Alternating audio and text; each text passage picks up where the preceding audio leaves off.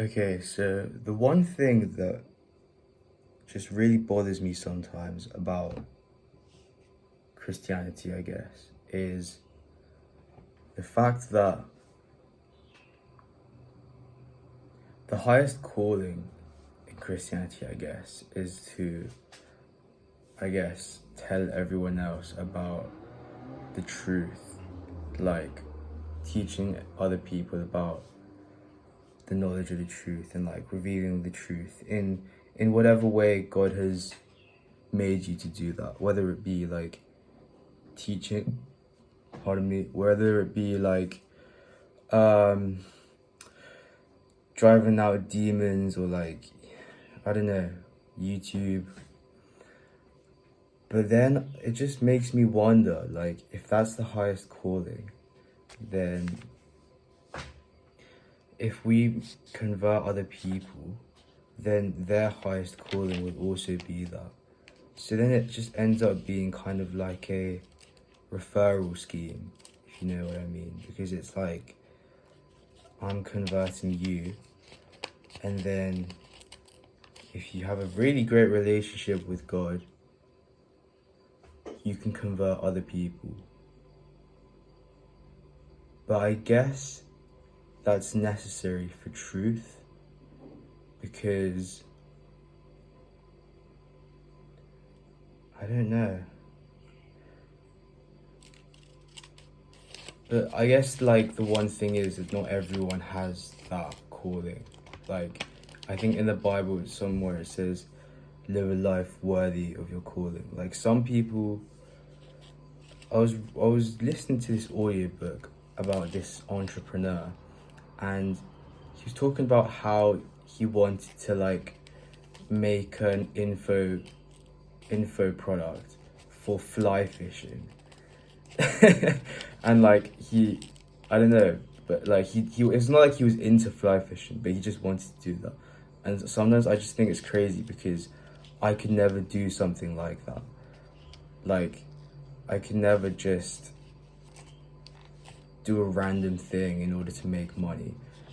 Like, that's just not me. But other people maybe have that calling. They have that, like, they have the motivation to be that type of guy. But I just think it's so strange because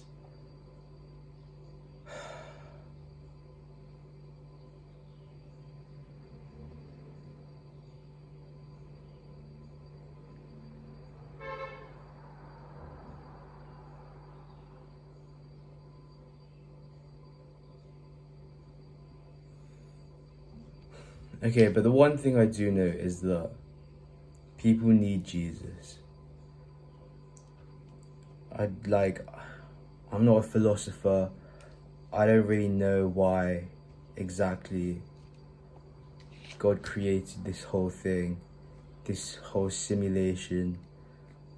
But all I know is if people aren't saved by Jesus, then they're going to hell, and God doesn't want that. So I guess like preachers and stuff, they're really just saying, they're just really expressing God's love. Like, their ministry is God's love. And I guess in this world, that's kind of the only thing that matters, really.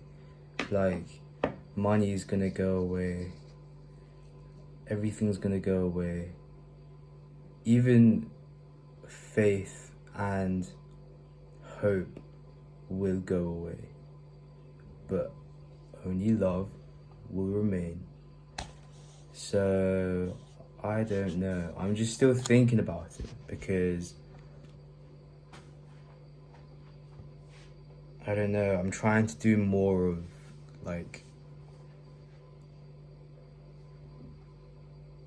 just spreading the good news. But this question just always gets to me, and it's an interesting thought. What do you guys think? Let me know in the comments. Okay, but I guess we are supposed to be the light of the world. So this world is all darkness, and then wherever there is truth, there is light. So I guess some people's jobs in, like, some people's whole existence is supposed to just be propagating the truth. And then let's say this guy propagates the truth, the light, to this other area.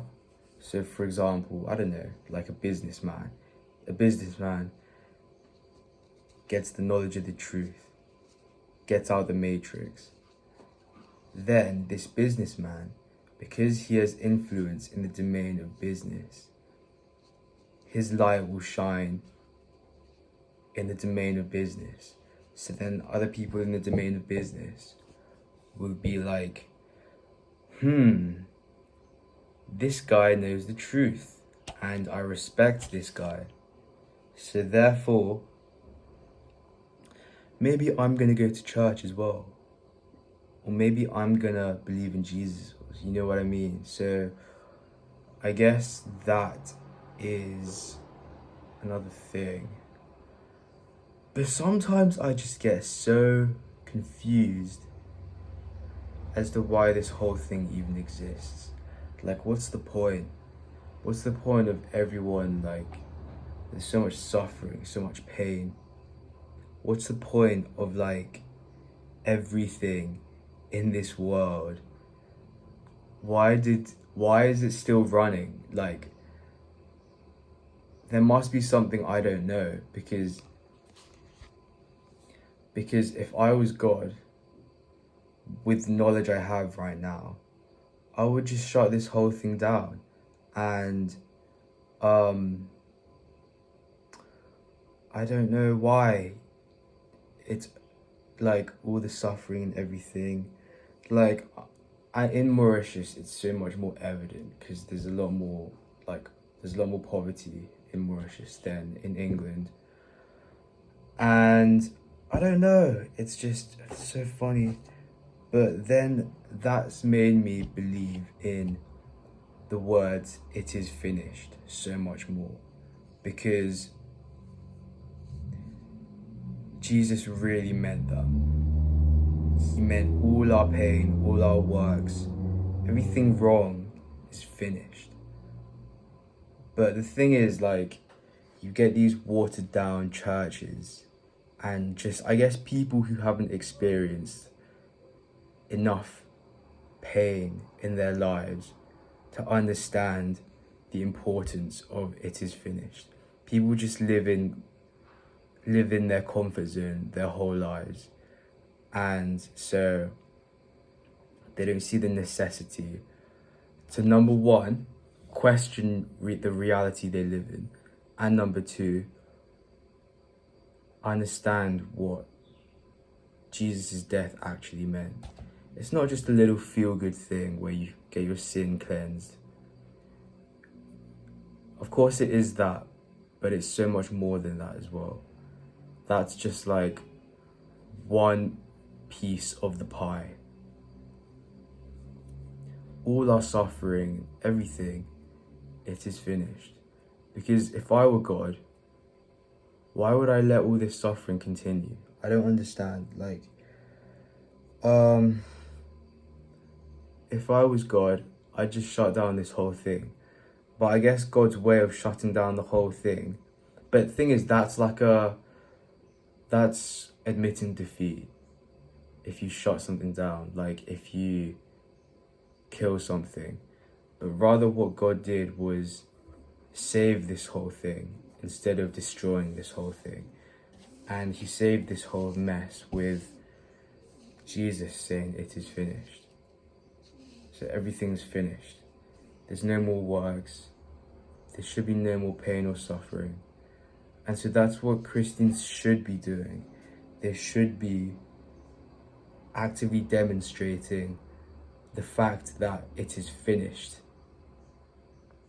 That there's no more striving for money, no more striving to live, that there's only empowerment and freedom and life to the full,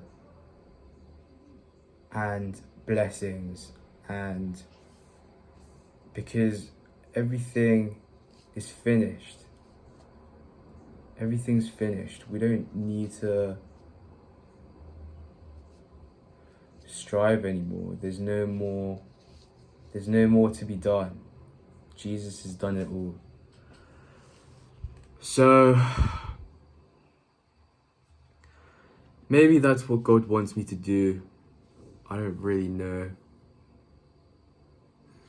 It's not really that romantic, if you know what I mean. Like, for me, a romantic life would be, I start this startup, gets like millions of dollars in funding, become really successful as an entrepreneur, blah, blah, blah, like that kind of stuff. It's not really romantic to live your life praying for the sick and like stuff like that. But I genuinely believe, or it's not I genuinely believe, it's like I've realized that I can't function if I'm not doing exactly what God wants me to do. Like, I either just burn out or I just like get depressed, and like, because I feel like the more pain someone's experienced, the more crucial their actual calling in life is. Like, the more important it is to them, because everyone wants to justify their pain. So, and I'm not saying I've been through a lot of pain, but I'm just saying that like, I just want to justify everything I've been through, I guess. And that's not a bad thing. That's just because as humans, we all intrinsically know that there's got to be more to life than just our feelings and emotions. And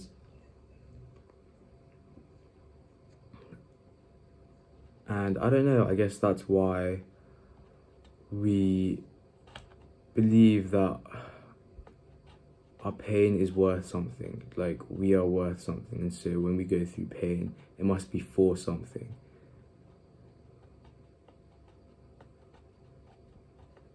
Honestly, I'm just so confused right now. But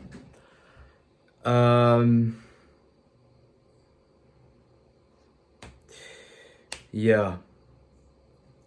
Life is strange, man. It's strange. It's so strange.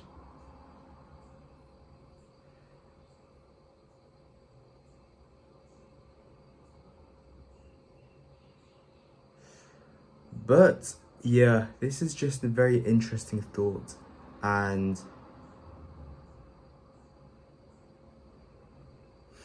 I don't know, I just feel like if I don't live and just do everything for Jesus, I'm just gonna get really sad, because I believe that the highest calling I can have is to demonstrate and tell others about the knowledge of the truth, about the way, about that way. Because in the Bible, people were only called Christians because they were being mocked. But when they first were like doing all the Christian stuff, they were called followers of the way, which sounds so much cooler. So that's what I'm going to refer myself to from now on, follower of the way.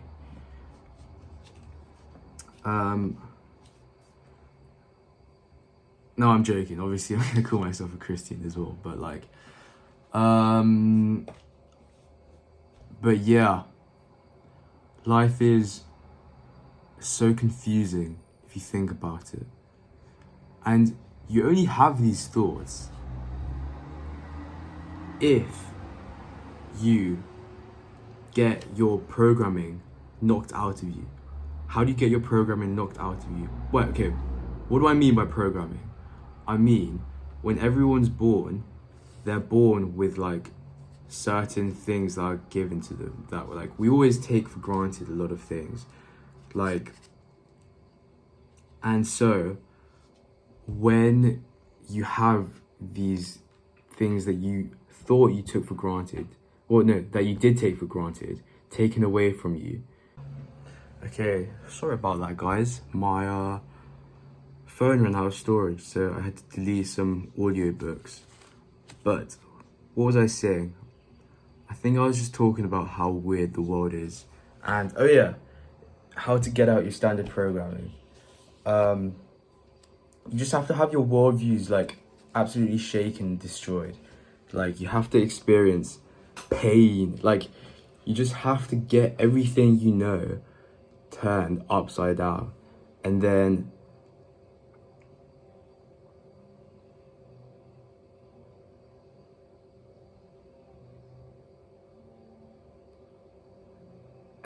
like you're just like, oh my days, my life is a lie. And then you're like, dang, I need to think about my life again. What's the meaning of my life? And so that's how you get out of your standard programming, via pain, I guess. That's why God refines us in the fire to reveal us the truth. And that's why I think the more pain you experience, the more truth you know, which kind of sucks, but like, in life there's a price to pay for everything. So like, yeah, if you want really good things, you need to endure really bad things first. I genuinely believe that. But anyways, life is weird.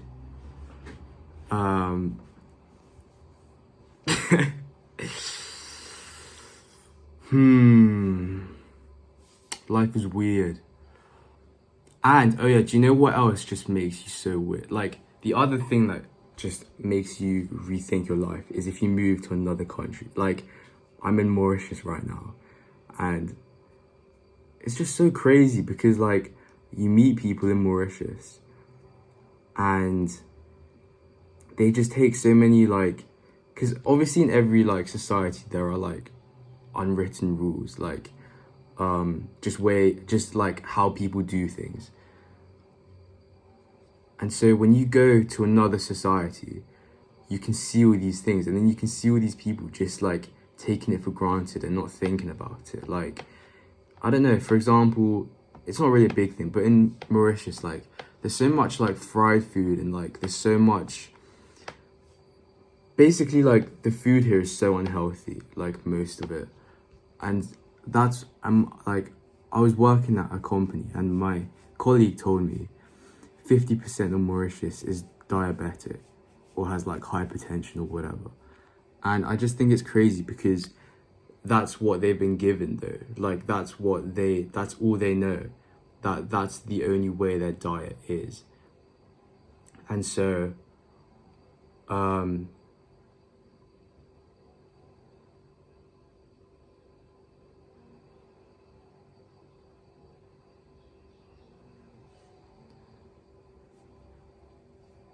yeah, I just think it's so funny because when you go to another country or another society, you can just really see all the little things that are different.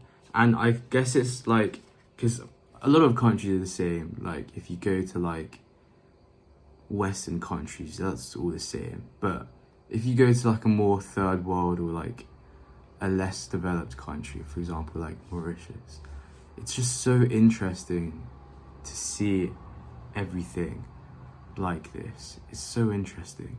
But yeah, get out of the matrix, guys. Take the red pill.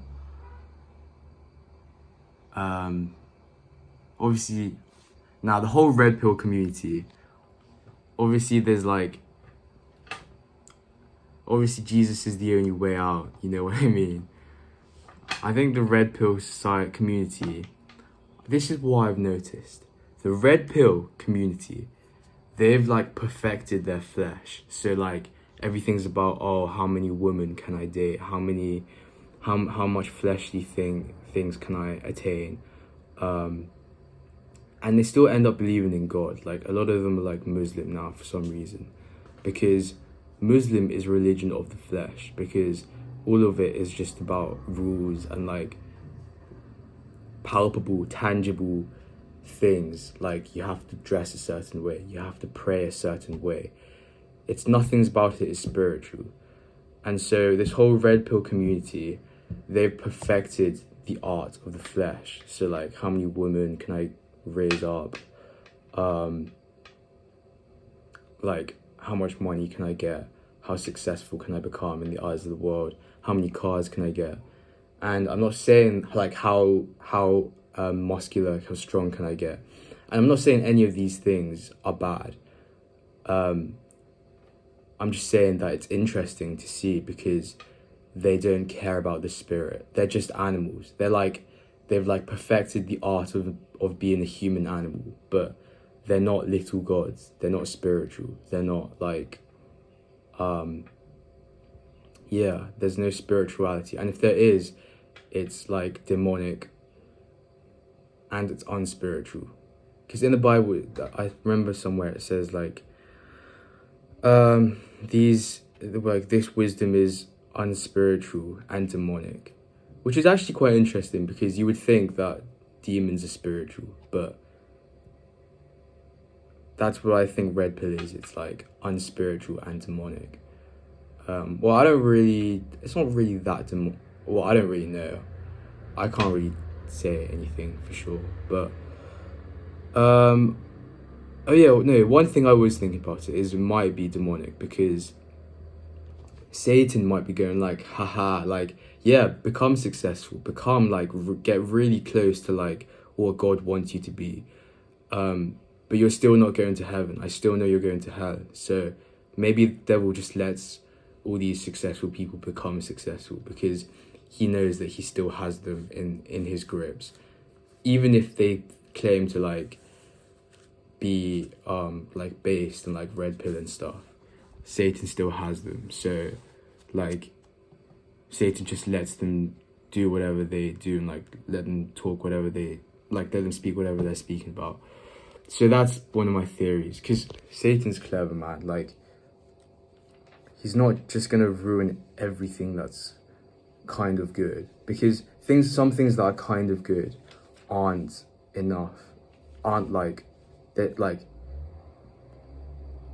God is so much like really good, like, but some things like kind of good, but it's still in the area of the devil. So he doesn't care about that.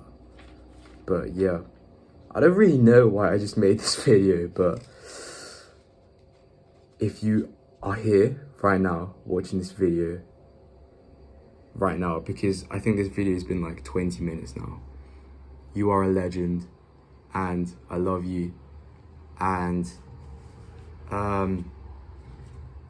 recently I've just been trying to chase money, to be honest, but I realized I just get so depressed when I do that. So I'm just gonna chase the kingdom now instead of seeking the money.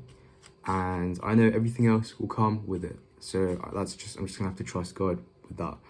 And yeah, because it's not like I don't want money. Obviously I want money, but like, I just feel like I physically can't do it anymore. I'm so tired of running like from what God wants me to do. I'm just so tired of like not understanding everything. So I'm just really thinking about life now. And yeah, life is strange. Also, I don't know if I'm gonna go to university, but like, it's this thing in the back of my head where it's just like, don't go to university, you shouldn't go to university. But like, at the same time, there's another voice going like, obviously you should go to university, what are you doing? Like, but I don't know. It's so confusing. My life is so confusing. Obviously, not just my life, but I'm sure your lives are pretty confusing as well. But yeah, you know what I mean? Like, yeah. Okay, anyways, peace. Thanks for watching. I love you, because you're a real one if you're still here. So, mwah! I love you. Okay, bye. Right, guys. What was I just saying? I was just saying how if you've suffered loads, then like, basically what I was saying was if you'd suffer loads, then like you just have to do like a really high calling because you have to justify your pain. Okay, well, I was just reading 1 Peter chapter 4. Okay, listen to this. 1 Peter chapter 4 verses 1 and 2. Since therefore Christ suffered in the flesh, arm yourselves with the same way of thinking. For whoever has suffered in the flesh has ceased from sin, so as to live for the rest of their time in the flesh, no longer for human passions, but for the will of God. I can't believe I haven't seen this verse. I mean, no, but do you know what I mean when do you know what I mean when you just see a verse and you're like, oh my days, like how this verse was in the Bible the whole time? Like, how did I not realize? But this is basically what I'm saying. Like, when you've suffered, there comes a certain amount of like certain time when you suffer enough, and you just are forced to do the will of God because like nothing else can justify your pain. Only the will of God can justify your pain. And so like nothing else really is that enticing to you. Like that's why you won't be doing like a fly fishing info product to make money. Like, because nothing motivates you anymore apart from doing the will of God, which I just think is crazy. And yeah, has ceased from sin, which is pretty crazy as well. If you suffer, you cease from sin because you're now programmed in a way that you don't want to sin anymore because it doesn't make you like, well, I mean, sin isn't satisfying, but when you've suffered enough, you just can't be bothered to deal with like BS anymore. You just want to do what's exactly right because you're so fed up with suffering that you just want to do what's exactly right in order to like give meaning to everything. But isn't that crazy? Like, I was just talking about it and then bam, that's crazy. Oh yeah, the other thing that's crazy is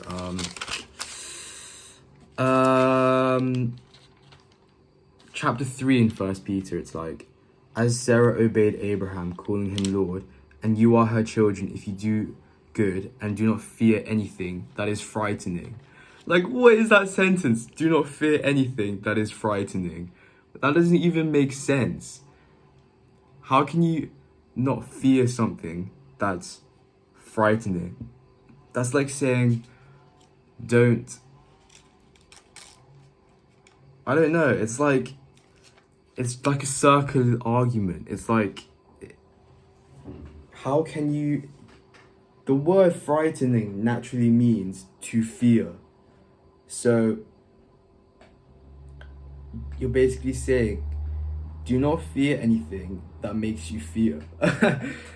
So I guess it's just interesting because it just means we need that supernatural belief in God that like the fact that we cannot fear anything that's frightening. You can only do that if you have God. But yeah.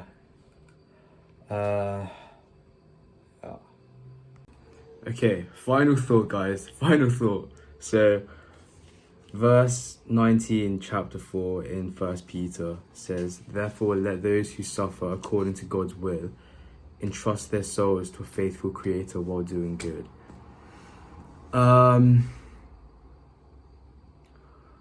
Recently I've been recently, this is the situation. Recently in Mauritius, I've been in Mauritius and my skin has been absolutely on fleek. Well, I mean, there are a few spots like on my face right now, but it's because I had some gluten, because it was someone's birthday a few days ago, so I had some cake. But basically, my skin is really good right now. And if you guys don't know, I have eczema. But if you're watching this video at this point, because it's probably been like 30 minutes now, you probably know me, so you know I have eczema. And because I have eczema, like in England, it gets really bad sometimes. So like recently, I've just been kind of like feeling a little bit scared about going back to England, because I know I might have to deal with the whole thing again. But this verse, therefore let those who suffer according to God's will entrust their souls to a faithful creator while doing good. That's pretty clear to me what I need to do. I just need to entrust my soul to my faithful creator while doing good. So, yeah. I actually don't know what God wants me to do in my life. I'm so lost. I'm actually so lost and confused, but I kind of have an idea, but like at the same time, I don't. But yeah, if you're here, I really, really, really love you, because I don't know, probably no one's gonna be here. So, hello, if you're watching this right now, you're really cool. Thanks for sticking around. Goodbye.